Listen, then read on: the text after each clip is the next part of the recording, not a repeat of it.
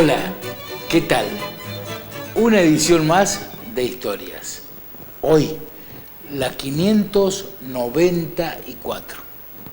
Arrímelo unos pesitos mañana, juegue a la quiniela, verá que se va a ver favorecido con historias.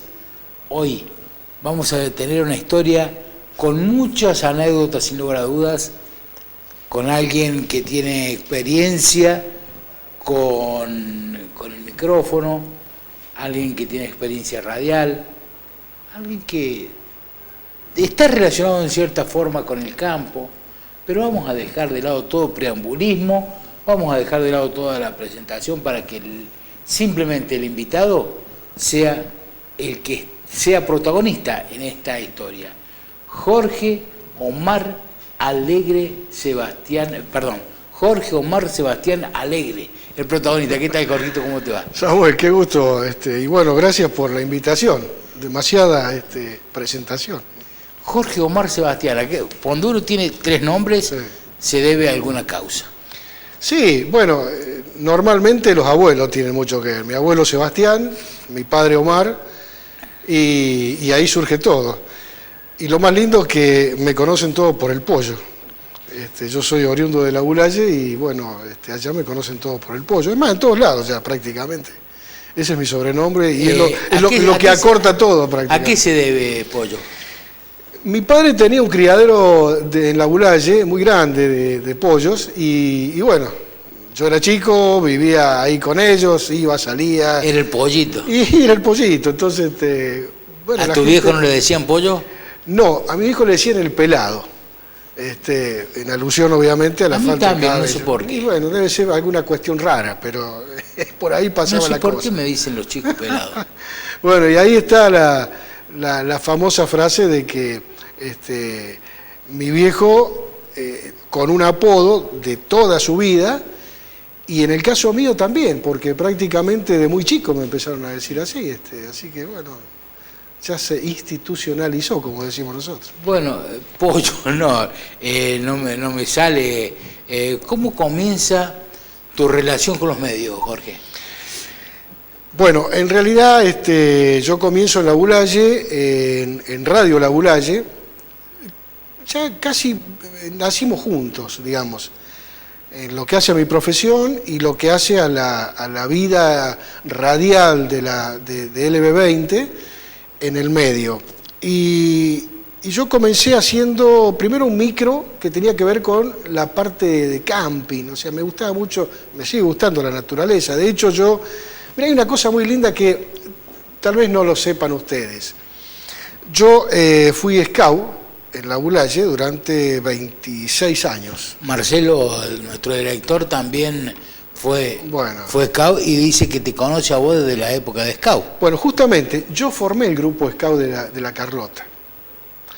Justamente con un colega, un hermano scout, vinimos, en aquel momento estaba, ya me voy a acordar... Ludueña, el Luli. El Luli Ludueña, justamente. Ricardo Marcos Ludueña. Bueno, con él, a través de algunas charlas, me dice, che, qué interesante sería tener un grupo. Bueno, lo formamos. Me acuerdo que lo llevamos a hacer un curso a Córdoba sobre los primeros pasos del escautismo y ya lo pusimos en funciones porque la verdad que ameritaba hacer enseguida un grupo. Había mucho interés acá. Empezamos a trabajar, empezamos a hacer un montón de cursos internos y por supuesto logramos un grupo bastante interesante de chicos. Es más, habíamos hecho una experiencia muy linda que era cruzar el río Cuarto con un puente colgante que habíamos hecho. Y de hecho hicimos un campamento debajo del puente. Así que un poco la idea, había entrado, un poco la pregunta inicial tuya, de cómo había nacido esto, haciendo eso precisamente, ¿no? Haciendo una actividad de camping, una actividad de campamentos. Y en aquel tiempo el director me dice, bueno, necesitamos un locutor comercial. Y yo ya venía con algunas ideas de eso. Y ahí empecé a largarme como locutor comercial.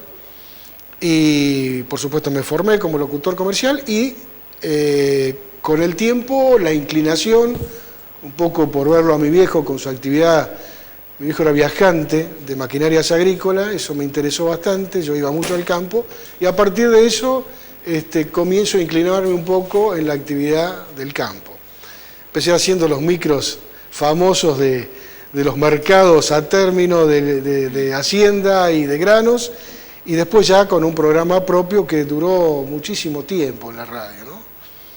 Y bueno, ahí empieza un poco a jugar mi rol como periodista agrario, llevando casi 42 años hoy. Siempre en Radio La Bulaye. ¿Y qué otro medio de La Bulaye transitaste? Bueno, allí hacía prácticamente en simultáneo con Canal 2, que también tenía un espacio agropecuario, y después ya paso a Río Cuarto, en el año 78, a ser un poco corresponsal de la radio, siempre en materias agropecuarias.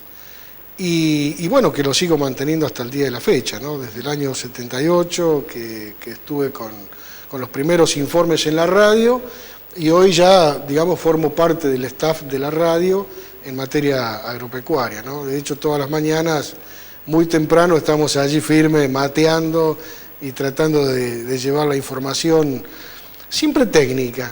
A mí lo que más me interesó es hacer una información técnica que le sirva al productor, que si hay alguna duda uno se la pueda evacuar, y sobre todo teniendo en cuenta que el productor tiene que conocer el mismo idioma que habla él. Esa es una característica sine qua non, digamos, ¿no? ¿Y el ingreso a Huanchilla, cómo se produce? Bueno, justamente me pongo... ¿Todo relacionado? No, fíjate, no. Me pongo de novio yo con mi actual señora, que es de Huanchilla, en La Bulaye. Y bueno, ella me trajo. O sea que pudo mal Ella me trajo a Huanchilla, y la verdad que estoy muy, muy orgulloso, porque lo he sentido y lo siento como si fuera un pueblo de que me ha cobijado prácticamente desde mi niñez, y no es así, porque yo llegué en el año 78, en el año 78 ya, me comprometo, y ya en aquel tiempo el compromiso primero y después el casamiento, todo eso lo hice. Pero antes ya había llegado a Huanchilla mucho tiempo antes, ¿no? Y ya me quedé y por supuesto... ¿Formaste la familia? Formé mi familia, tengo 2 hijas, afortunadamente y gracias a Dios 2 profesionales, una es contadora pública y la otra es profesora de matemáticas, y una vive en Huanchilla, la otra en Río Cuarto, y tengo 3 nietas, así que, bueno, un poco mi vida se hace dentro de lo que es el pueblo de Huanchilla prácticamente, ¿no? Claro, porque si desde muy chico te fuiste a Huanchilla. Sí, yo incursioné en los medios de muy chico. De muy chico porque yo iba a Palermo con muy corta edad, y primero prácticamente tratando de llevar lo que sucedía en Palermo, que en aquel tiempo ir a Palermo era ir a Palermo, no muchos llegaban a Palermo, y hacer lo mismo que hacía un medio, digamos, de grandes proporciones, ¿no? Y eso fue lo que a mí un poco me formó en el editorial, y sobre todo en poder lograr una cuestión muy personal de la vivencia que uno estaba haciendo, o de lo que documentaba en ese momento, como para transmitirle a un sector que no tenía el periodista de otros lugares, sino que tenía un periodista local, formándose. Y eso valió mucho, porque tuve la suerte de cubrir varios eventos desde mi propia óptica y desde mi propia, formación en ese momento, con lo cual, lograba que el programa tuviese, y logró durante muchísimo tiempo, un seguimiento, la gente se prendía a ese horario. ¿Alguna vez, porque estamos hablando de esa época, plena dictadura militar, alguna vez te sentiste censurado? No, nunca. No has incurrido, no has ido a lugares donde molestaba quizás, porque en esa época era muy propicio el campo para que te callaran fácilmente, ¿no? Sí, no, yo nunca tuve problema en ese sentido. Es más, con la Avenida de la Democracia, a mí me tocó cubrir el Palermo, tal vez, yo digo el más, fue un ícono en las coberturas de Palermo, que fue cuando a Raúl Alfonsín lo abuchearon en la tribuna. Yo estaba cubriendo en ese momento, y estaba muy cerca de donde estaba, digamos, la tribuna oficial, y tuve la suerte de hacer un informe que sirvió de mucho, porque era una objetividad desde alguien que lo estaba viviendo en carne propia eso, ¿no? Y fue para mí uno de los programas o de las coberturas con cierto... porque era muy difícil estar también en ese momento, ¿no? No era fácil. Se vivió momentos muy tensos, ¿no? Y máxime no... siendo realmente muy joven. Sí, sí, no sí, chico, todo ya ahí, no, no chico, pero joven. Pero sí, lógicamente. Y había que estar, vos lo sabés seguramente mejor que cualquiera también, el hecho de estar en una cobertura periodística, el que llega y se ubica en el lugar con cierta prioridad trata de conservar ese lugar. Y había que luchar en esos momentos para conservar ese lugar, donde uno tenía la posibilidad de estar cerca. Grandes medios quizás querían sí, lógicamente. sobrepasarte. Uno tenía un grabador, nada más, no había celulares. Uno tenía un grabador, trataba de documentar la mayor parte, lo demás era todo escrito. Luego se iba a la cabina y había las famosas Olivetti, que uno podía hacer la redacción. Eso se enviaba vía fax, porque no había otra forma, vía fax al medio, sobre todo al medio escrito. Yo siempre cuando iba cubría radio, televisión y gráfico. Imagínate vos. Y después que tampoco había medios como para decir cada uno de esos medios que vos representabas mandaba uno. Claro, no había medios económicos. No, claro, por ahí era... ¿no? Y uno se tenía que hacer su propia cuestión económica para poder estar, ¿no es cierto?